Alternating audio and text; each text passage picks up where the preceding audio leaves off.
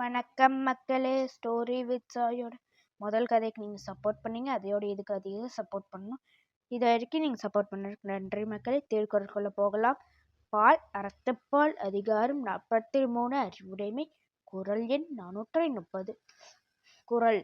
அறிவுடையார் எல்லாம் உடையார் அறிவின் அறிவுடையார் அறிவிலார் செய்யின்.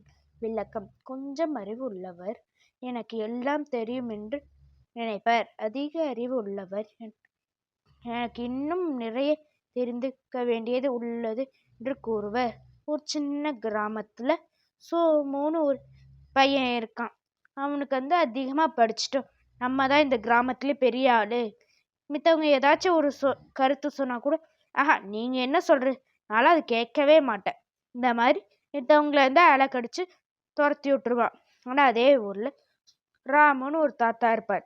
அவர் மிச்சவங்க எந்த கருத்து சொன்னாலும் நன்றி, நான் இனிமே இதை கருத்துல கொண்டுக்கிறேன். ஆனா அவர் பெரிய அறிவு ஞானியா இருப்பாரு. அன்னைக்கு ஒரு நாள் ஊர் கிராமம் கூடுச்சு. என்னன்னு பார்த்தா ஒரு பிரச்சனை நடந்துட்டு இருக்கு. அந்த பிரச்சனைக்கு இவங்க 2 பேர்த்தையும் ஏதாச்சும் ஒரு தீர்வு சொல்லுங்க கேட்குறாங்க. அப்ப இந்த இவங்க 2 பேருமே ஒரு இது சொல்றாங்க. இப்போ ராமு தாத்தா சொன்னது இல்ல ஊர் மக்களுக்கும் சரி இவர் சொல்றது நம்ம செய்யலாம் அந்த மாதிரி தோணுச்சு.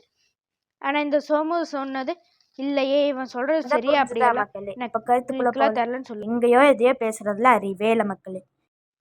சரியான இடத்துல சரியான நேரத்துல உண்மையான ஒரு யோசனை சொல்றதா மக்கள் உண்மையான புத்திசாலி.